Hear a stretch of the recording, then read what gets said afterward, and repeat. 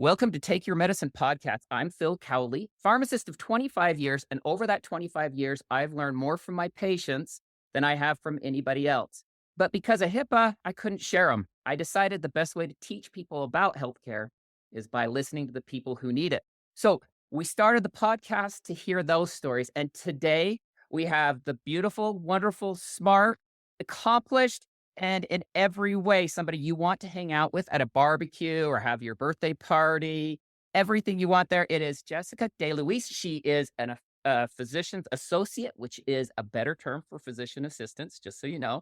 She has gone through so much studying. She's got culinary degrees that go along with this. She has done her homework. She is writing a book. So anybody out there who wants the book that is going to hit the top of the charts that's listening, contact her. And she is the wellness kitchenista, and that's where you can find her online. So thank you so much, Jessica, for being on the podcast. This is such a pleasure. And I've been such a fan of yours for so long. So I feel honored to be here and be included in this. And I love to share and educate just like you do. So I think this is going to be great.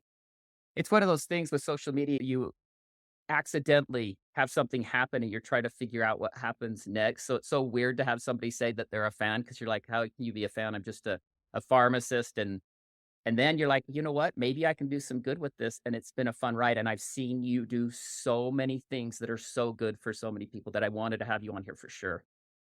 Thank you. Yeah. In terms of accidents, I totally understand. My first speaking engagement was to a Girl Scout troop. That was a total pure accident. And then it just spiraled and snowballed from there. Most important thing you can be doing for your health later in life is obviously creatine and collagen. And here's the reason why. Lean muscle mass is the best indicator of how long we're going to live. The only problem you really have is finding a creatine and collagen that you trust. So sports research has been around forever. They're an industry leader that you can trust. And the best part is they have the strictest guidelines on what kind of product they'll use for both their creatine and their collagen. And of course, the best part is if you put in code PHIL20, you get an extra percentage off. So put in code PHIL20, save some money, and go right now to sportsresearch.com and get your creatine and your collagen. So, well, you can have a better, longer life. So we're going to jump into your story. But right now, I've looked at all of your recipes. Your pancake one jumps like clear off the page to me because I love pancakes, but I really shouldn't eat the carb cakes, right? Right now, is there one recipe that's on your website or on your Instagram at the Wellness Kitchenista that you think people should go look at right now that you're like, just like some of them, you're just like, you finish a post or a recipe, you're like, holy cow, I might have just hit my top. Like that was so good. Is there one that jumps out to you? I just posted yesterday, I just posted a lentil burrito. And so many things about that recipe are so exciting for me. One is lentils, right? So we're talking a plant-based, convenient, shelf-stable ingredient, inexpensive. You can find it at the dollar store. And they're loaded with fiber. And that is something that I really think most people, adults and children, don't get enough of. So, and then the burritos, hello, they're delicious and you can get Handheld, creative. in the car, Yeah. easy. Oh yeah, for sure. So I'm really into that one at the moment, but it could just be because it's the latest one I posted. No, I mean, fiber is really interesting. I hope we get to it because I want to talk about how much of our mental health is tied to our gut. And one in particular, the story that came out just recently was the fact that Parkinson's disease is now being tied to ulcerations inside the esophagus, which is, what that tie ends up being is going to be interesting. But they're seeing that the vagus nerve being stimulated by that constant irritation is now leading to inflammation elsewhere. So I love the fact that what you do is a whole body way of fixing it, but you do it in a way that people actually can make this in their homes. And I forgot to mention, she has an Emmy, guys. So she knows what she's doing here. Yeah. That's not an easy task. And if you listen to her story, she hustled to get herself out there. She's got a TV show on Tubi right now, but she hustled on this stuff. This was not given to her. I would watch out, stay on her good side because this is one that is going to work for what she needs in life. There's no malice here, no matter what. Yeah, the Emmy was so crazy. The Emmy, can I tell you, can we diverge for a moment here about the Anything you Emmy? want, your story. Do you know I didn't even know I won that Emmy? Okay, so I was working, we're talking fall of 2020. So we all know the situation at present at that moment. Yeah. I was in the urgent care, I was seeing telemedicine patients, And I got this really bizarre message from somebody at a health system about 2 hours north of me in Pennsylvania. And they said, "Hey, I think I got your Emmy delivered here by accident." And I was like, "There's no way this is real. This is total scam, total BS." Right. And I went to How the you want Emmy my website. bank account number now or later? Yeah, I right, got no right. time. Exactly. Like, where do you want me to wire the money kind of thing. And so I went onto the Emmy website and I went out to the MA that was in the nurse's station out front. And I said, "Look, the website, like, is that my name? Is that my name right there?" And we looked at the Emmy website and they had the winners listed. And it had been about a month and a half since I had won this Emmy. But because it was 2020, there wasn't an award ceremony. So Oh, nobody knew that we had won this Emmy. And long story short is it was legit, it was real. And about a month later, I got the Emmy in the mail, third person, but it was crazy. you'll get another one. Like, honestly, I watch your stuff. You're going to get another one. It's not a problem. But I do Oh, want to jump thank into you. your Yeah. story. So I want 16-year-old Jessica to walk into her house. So we're starting Hmm. 16 on purpose. So I want you to describe to everybody who's listening as you walk through your door. First thing I want to know is, what does it smell like inside your house right when you open that door? Oh my gosh, the smell of home, definitely garlic or onion or both sauteing in the kitchen. That Oh, is such a reminiscent smell for me. My mother was always doing that, always sauteing something cooking low and slow, something in the oven baking. That is the immediate smell that I smell. And I can hear that sound, the sizzle, and I can hear my brother. So I have two younger brothers. So I'm 16. That means one of my brothers is 14, the other is 12. And they're there rambunctious, probably arguing over something, right? Because they're teenage boys. And yeah, that's the smell. That's the smell. That's the sound. That's wow, such a so memory. your mom's in the kitchen, brothers are fighting. Hmm. She's Hmm. yelling out their names. She's yelling at them at some Probably. point to stop it, right? Probably, yeah. Right, probably, exactly. Yep, and I'm a senior in high school at this point. So I was a senior in high school at 16, turned 17. Wow. So, yeah, making big decisions about life and college and what my next move was, and then dealing with single episodes at the same time. So, this is when my health journey really started and when I started to put all of my food and lifestyle habits under a microscope because I had started passing out um, bizarrely in the dentist office where I worked after school and getting these episodes of deja vu. And then boom, I was out like a light. And this continued and persisted until my early 20s, these episodes. So, as a reminder, this is not medical advice. Everything that Phil and I are talking about today is 100% based on our anecdotal experience, our personal experience. So, whenever you're making changes to your diet or your supplement or medication choices, always consult with your healthcare provider first. Now, the one thing I find pretty common in almost all patients is when they first find something like this, and it's a mystery, it's hard because you and I Hmm. both work in healthcare, and there's nobody who's ever gone into healthcare who went into it because they didn't care. Like, everybody went in with the idea they're going to help people, but the Yep. system really beats us into submission that you have to remind yourself every morning when you go in that this person is not just another case, because you see so many of them. You're like, okay, here's another bottle of antidepressants, here's another this. One thing I found common in all patients is a feeling of weakness and not having any power. At 16 to 20, you had to have some of those, like, I don't want to complain. I'm just going to like deal with it. They had to be some of those feelings. Yeah, I think for me, it was a little bit different because at 16 now I have my license and I'm driving. And so all were in jeopardy, right? I wasn't able to drive when I was passing out. And I think that navigating the healthcare system at that age, but also at that time. So we're going back now 20 plus years.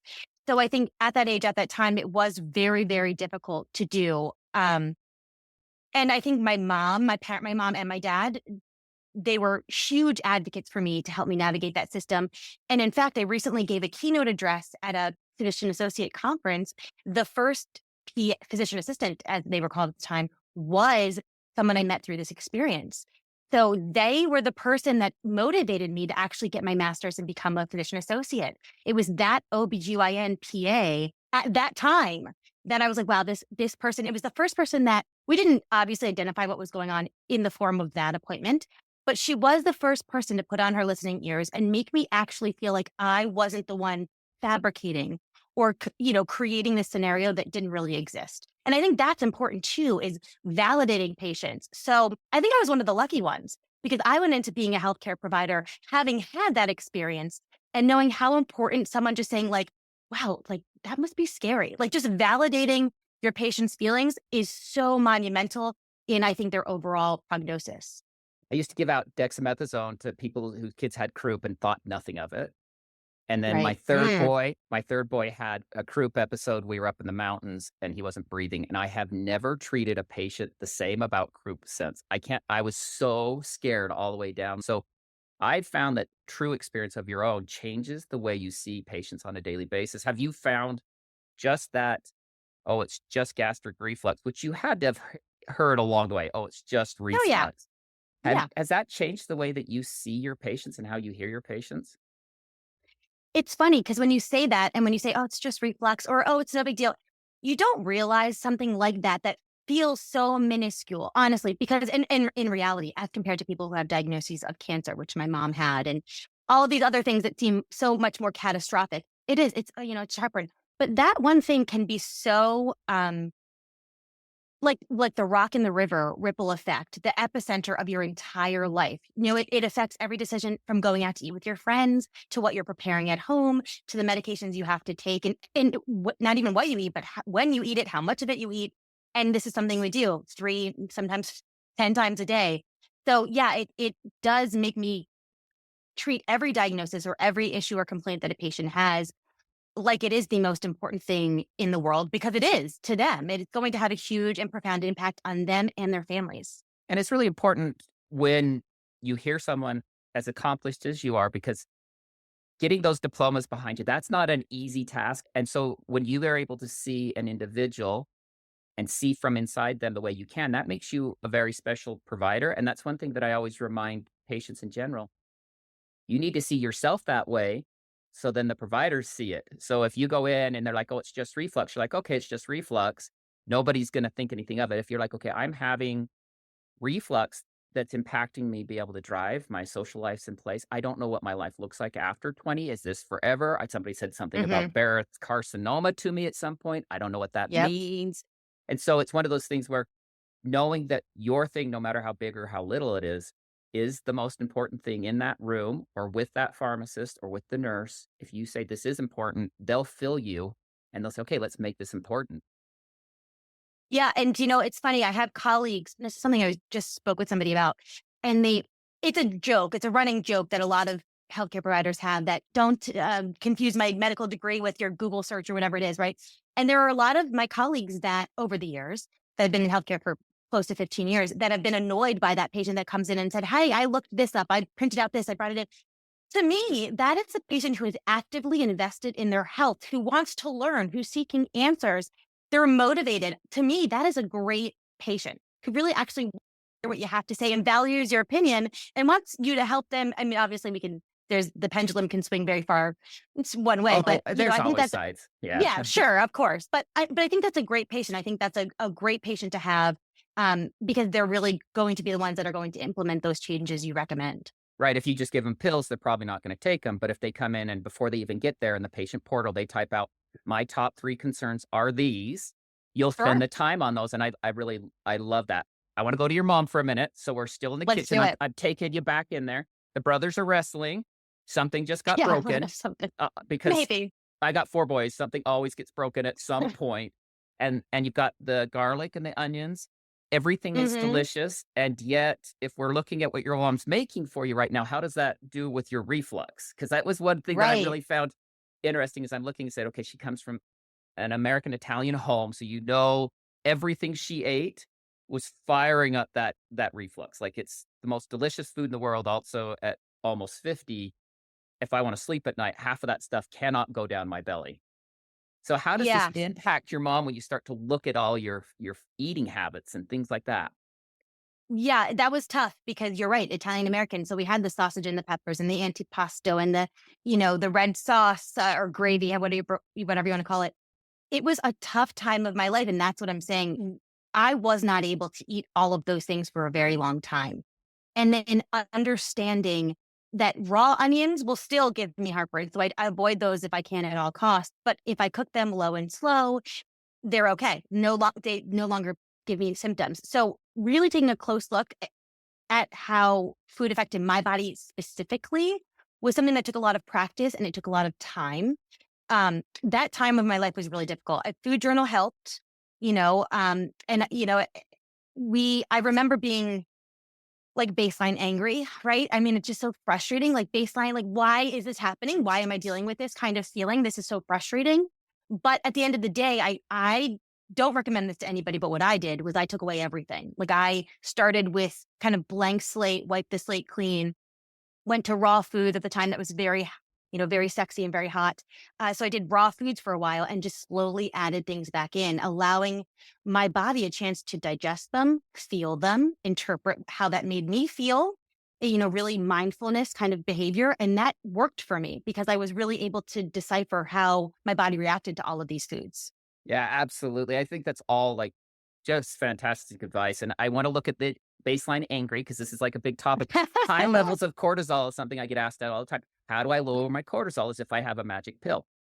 Right. Cortisol, I almost I shy away from talking about cortisol because cortisol is this absolutely complex thing that you have to fix everything Sure. else. You can't fix the cortisol, you have to fix everything around it. And that baseline angry that you had to have a part of your cortisol level being like there's people always say I live in fight or flight every morning all night. And that's probably a lot of that baseline anger if I had to take a guess. Yeah, I mean, and at 16, otherwise pretty healthy, we'll call it, quote unquote healthy. What is that really? But at 16 and healthy, I think it was not as big of an issue for me having my cortisol levels like that. But I will say, yeah, I do think it had an impact, and I don't think it made my reflux any better. Right? I'm passing out, Mhm. and that right because we know that it has a GI effect as well. Um, Cortisol is a big deal, and I think no all hormones have to be treated with nuance and with care and with attention to detail. But cortisol specifically, I do get asked about as well. And I think the biggest thing that people can do is address sleep first. I often find that sleep is so intimately connected to cortisol, blood pressure, weight maintenance, digestion, regularity, all of these things. So sleep is huge when we talk about cortisol, and I don't think it gets talked about enough. So your expertise is actually something that I really believe is people need to hear about what they eat, how they eat Oh yeah.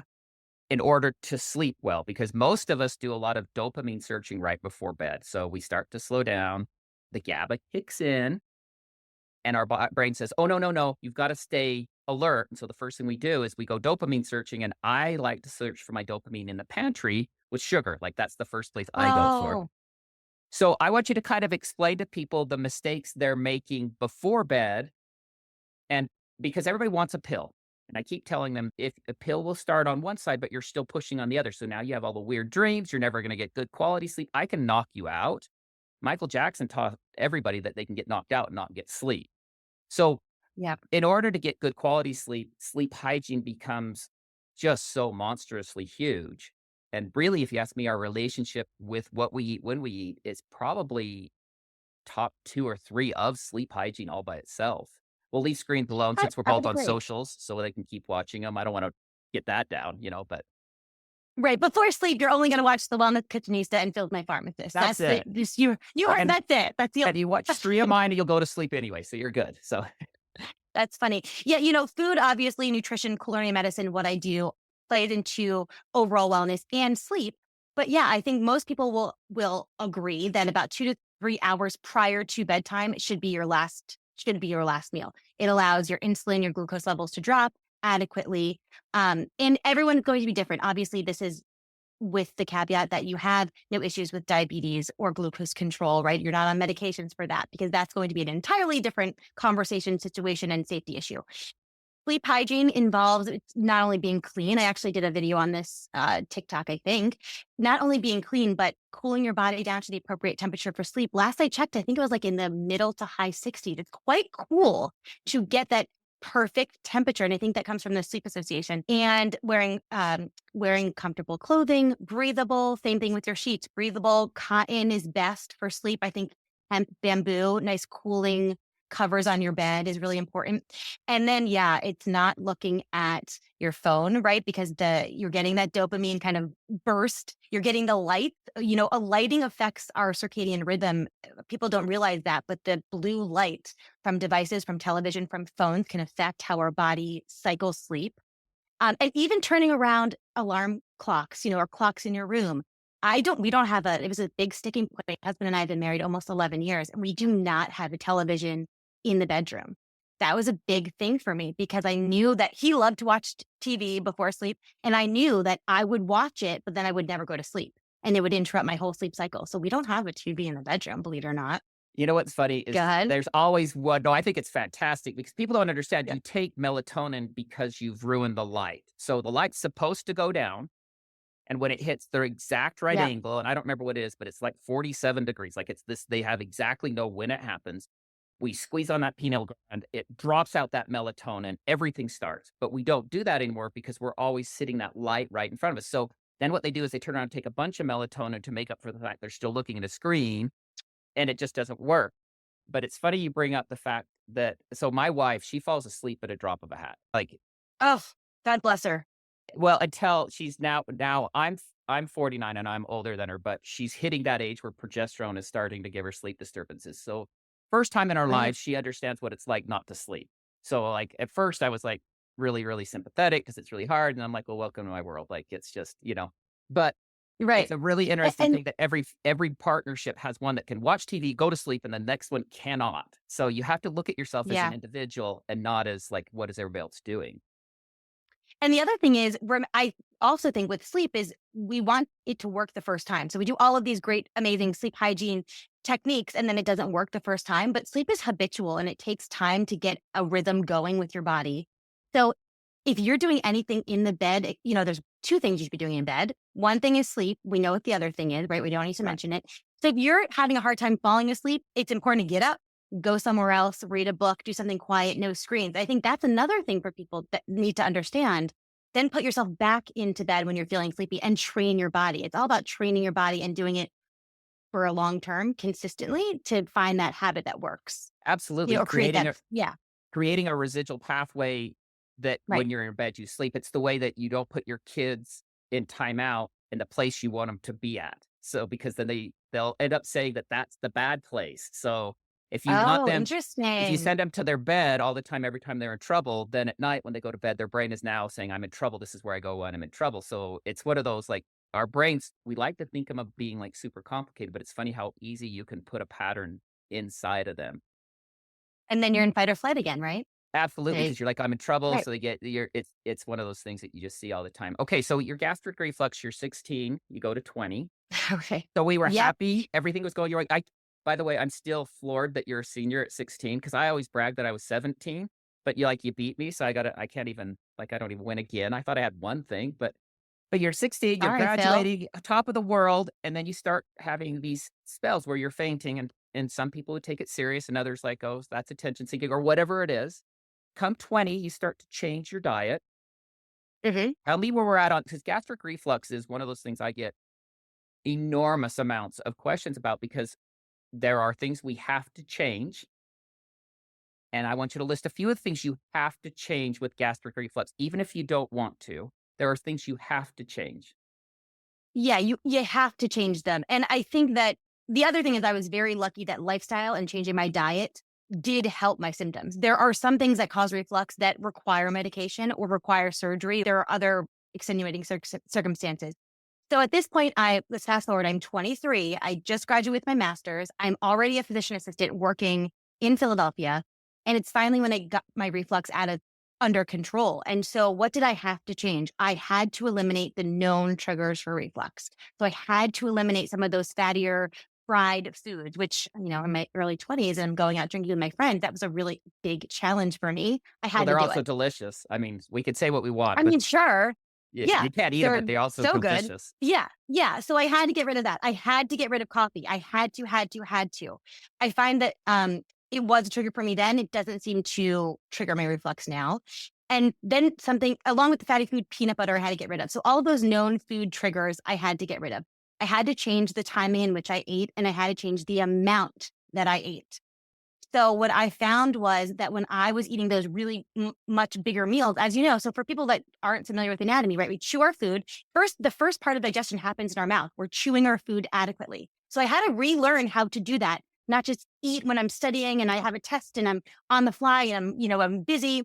I sat, I paid attention to my body and some of those cues, right? Just mindful practice while I was eating, put my phone down, shut off the TV, listen to my hunger cues, my fullness cues. So I sat, I ate, I chewed, and then it goes to we swallow, it goes down to our esophagus. There's a sphincter right between our esophagus and our stomach, that lower esophageal sphincter.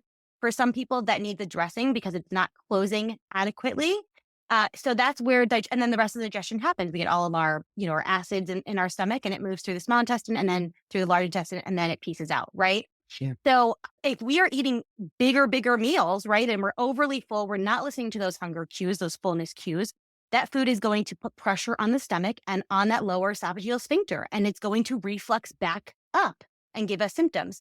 So understanding that, yeah. It's really interesting too, because, when you travel, because everybody's traveled, most Hmm. places where you go eat, they eat small portions, but they'll eat it over a long period of time. So when I've gone to Europe, I've been there twice, I'm waiting to get, the biggie sized, whatever it is, get it all in front of me, literally bite it 3 times and have this huge amount of food in my stomach.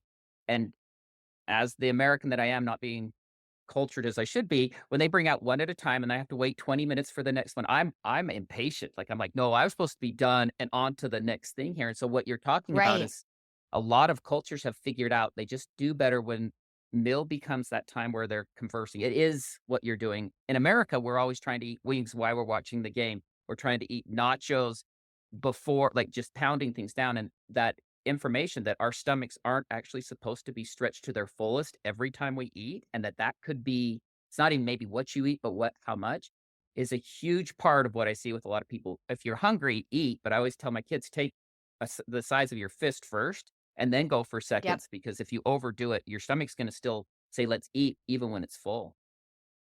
Yeah, and taking that break, I think, between your first portion and then your second. So we actually have a 4-year-old foster child with us right now, and she will say, Oh, "Can I have more of that?"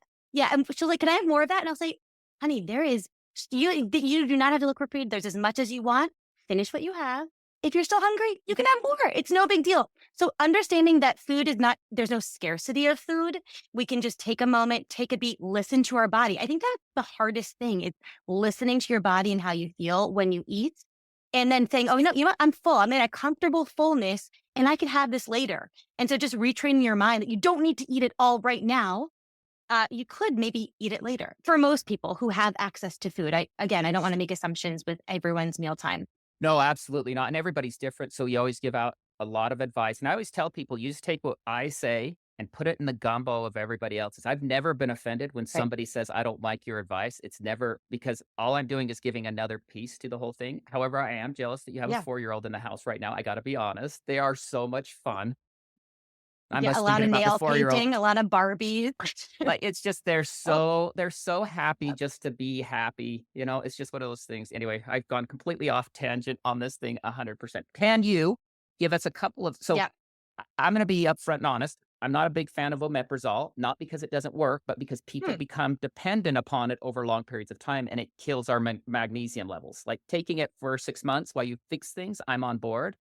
The stories of 20 years and 30 years has always made me concerned, because we've never really dove into lifestyle changes and everything else. And so I'm always on the idea that we use medications as a tool. I love every tool that's out there. I Hmm. actually don't believe there's a substance that's really bad in the world. It's just how we utilize it and where it's at.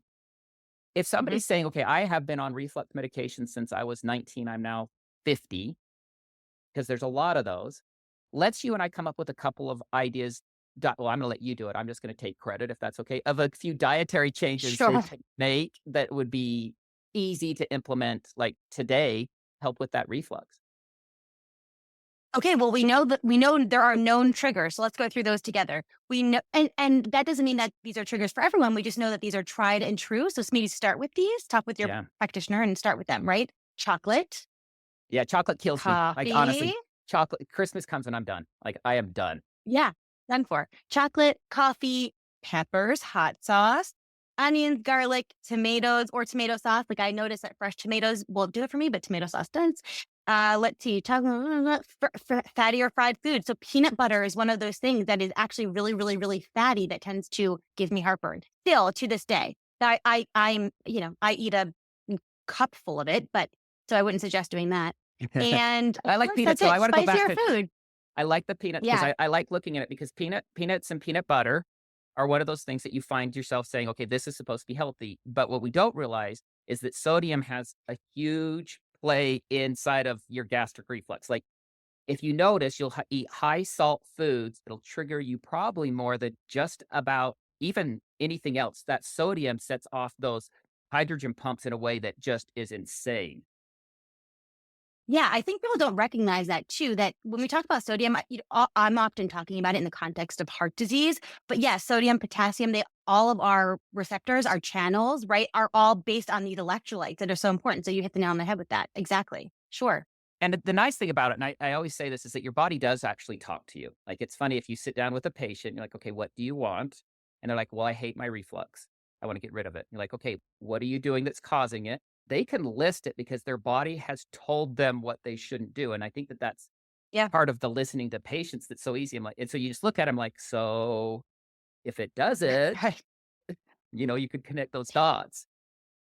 Right. And alcohol. We forgot about alcohol too. Oh, That's a yeah. tough one, I think. Especially Yeah. over long periods Alcohol's of another time. one. Chronic gastritis is a Hmm. huge issue, like a very, very Hmm. big deal. All right, so Hmm. with your platform, you've done an excellent job on educating everybody. You're a Thank you. wonderful, wonderful, wonderful cook. Now, I want everybody to know that if you're looking for recipes that are doable, that taste really great, and you want somebody who is just fun to watch. Like I watch a lot of cooking things just because they're so fun to watch. Jessica is the one you wanna go watch, like, she is so much fun, but I do wanna go through if it's okay, we got a few minutes left here, I'd like to go through a couple of more of your favorite recipes, is that okay right now? The ones you Yeah, actually let's use, do it. because, like, I have a few I use, like, for example, I use the lanolin with hydrocortisone for my lips. I actually use that one because if I dehydrate myself with caffeine, then my lips get chapped, and then I go to it instead of just drinking water like I should. So there's a few I Hmm. use. That's like one of my favorite that I use. Um, there's the Panaris inside of the Nasacort is one of my favorite because I can clear it out now. I'm not taking decongestants. I'm not raising my heart rate. I'm putting, you know what I mean? There's a few I like. What I do know is that when you ask somebody who's made as much content as you have, which recipes are their go-to, those are the ones that usually just always hit. So can we get a few of those from you before we end? Yeah, let's do that. I am a big fan of hummus Alfredo. I know that sounds super weird, but it's one of my go-tos. Weeknights, I'll make pasta and I'll use hummus instead of an Alfredo sauce. So I will use a little pasta water. We're getting the beans, we're getting the protein, we're getting the flavor, and it's super easy. So we are doing that all the time. Um, Let's see. I'm a big fan of soup. So you're going to often find me making a pumpkin soup, whether it is the spring, summer, winter, or fall. So pumpkin soup, I have a great curry pumpkin soup on my website that I top with yogurt and pumpkin seeds, and it's fantastic. That is like in the rotation almost twice a month. Um, we make a lot of chicken. I'm a big batch cooker, so I'm very busy, and my husband and I both work full time, and I work at urgent care. So batch cooking is huge for me. So I will make a huge oven stuffer roaster chicken, and I love to put herbs and orange slices and lemons underneath that chicken skin and let it go low and slow in the oven while I'm roasting some potatoes or roasting some carrots, and I'll batch cook it. So I love that. A big, huge chicken. So let's see, those are three. And then pancakes. I will make a batch of pancakes, 20, 30, 40, 50 sometimes, and then freeze them. And instead of vegetable oil, which I often will use olive oil or avocado oil if I'm choosing an oil in my kitchen. Instead of vegetable oil, which most people, or melted butter, I'm actually using applesauce or pumpkin puree in my pancakes, or another pureed fruit or veggie, like a mashed banana, just to get more fruits and veggies into the diet for my family. So then I'll make them, I'll line them with either wax paper or parchment paper and freeze them and pop them in the toaster. So it's like a hand pancake on the way to the office or something. See, I love that, and the pancake recipe, like I said, I think it's right now on the very top of your Instagram page because I just was watching it. It's one of those Hmm. things that I'm like, "Okay, that one I'll do." Because many of the recipes, I'm like, "I totally wanna do that, but I am not gonna wait for the water to boil even. I just want something I can do No. right now, Yeah. right now." Yeah. In the world of pharmacy, being able to use the bathroom's a huge deal. Consistent, comfortable bowel movements are something that everybody struggles with at some point, and if you think you won't, well, sooner or later you will. The gold standard used to be polyethylene glycol, but there's been a huge push away from it. Polyethylene glycol helps drag water into the bowel, but it also causes huge problems. Inulax has come up with a solution. Now, Inulax has taken two types of fiber, a soluble and insoluble fiber, added some inulin to it, and then put aloe vera in it. Inulin works like polyethylene glycol, but it's just a natural sugar. So when you're looking to make sure everything keeps running fluidly and just like you like, Inulax is the very best way to go. And if you go to their website, inulax.com, and put in medicine 20, you get extra savings. So go to inulax.com now and save yourself trouble down the road. So how Yeah. is your, I'm going to ask this, and if you don't want to answer it, it's just fine. How is your reflux? Now, over all these years, you've done all this stuff. You are busy, which means your stress level can be a lot of the time, I'm sure. Yeah, to the max. It's okay. It's good. I have found things that work for me. And for me specifically, I won't give this out as medical advice. Digestive enzymes are actually something that have helped. I notice that I take those with meals. Those seem to really help dramatically for me. And again, I'm watching those portion sizes. I'll notice immediately if I don't watch those portion sizes and take a beat and eat more mindfully, or I eat something that I know is going to give me a little bit of those symptoms, I will have symptoms. So I know my body at this point very, very well, and I know what will trigger those symptoms. And to be honest, it's something I've learned to live with. I'm not on any prescription medications at this point. My symptoms are sporadic at best, sporadic at the most. They're really not frequent anymore. And, my GI and my endoscopies, everything looks good. Everything looks good. My blood works good. I'm a healthy individual. So thank goodness. One thing I love about this whole story is that there are things that happen to us in our life that change the course of where we're going. And so, although the syncope being 16, the whole thing had its downside, it pushed you in a place where you're helping so many people. And so, if it's nothing more than you found a way that you can connect with people, it became important to you. You realized how important the food journey is for everybody else. It is like an amazing story. And I'm so appreciative that you shared it with us today.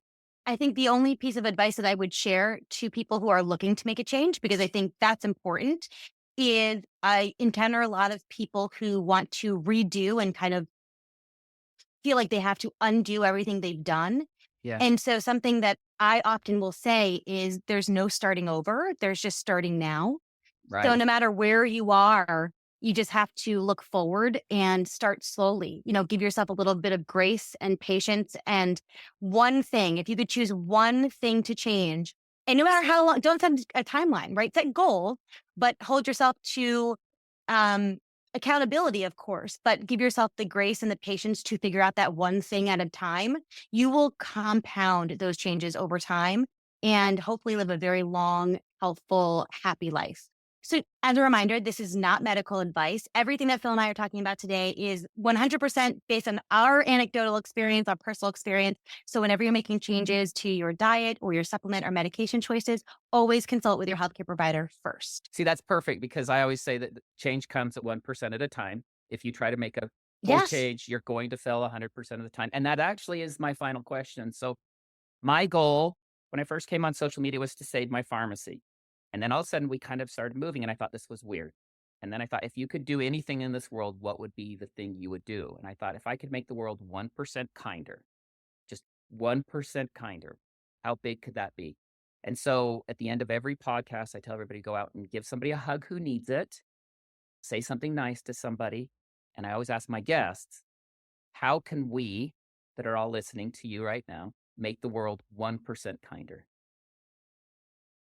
Ooh, oh my gosh, that's a good one. Um, I think a smile goes a really long way. And I know that sounds so cliche. I think a smile has the power to make you yourself feel better. And sometimes that's all it takes is to smile at somebody randomly on the street. You never know what they're going through. And so that could be the difference in how joyful their afternoon is. If they just see you and see a smile and that you've taken that extra time to share it with them, I think that's really impactful. Absolutely. And you have a beautiful smile, so it makes it even easier. Oh, thank But a you. smile does, when you see somebody who is cheerful and smile, it will again trigger those residual pathways inside of you, remembering Yeah. what it's like to be happy. And I absolutely love that advice in every way. This has been the Take Your Medicine podcast. We have been with the wonderful, talented, beautiful Jessica DeLuise. And I can't tell you how thrilled I am. You're going to go right now. You're going to go look at the Wellness Kitchenista on Instagram, and you're going to follow. And again, we're looking for someone for her book because whoever does it is going to make a ton of money. So contact the publishers and get a hold of her because I need to see this book. Thank you so much Oh for my being on it. gosh. Thank you so much for having me. This has been such a wonderful afternoon. Thank you. Have a great day. If you have a second, go ahead and subscribe to the Take Your Medicine podcast. This has been Philip Cowley, and we've enjoyed your stay with us. Thank you.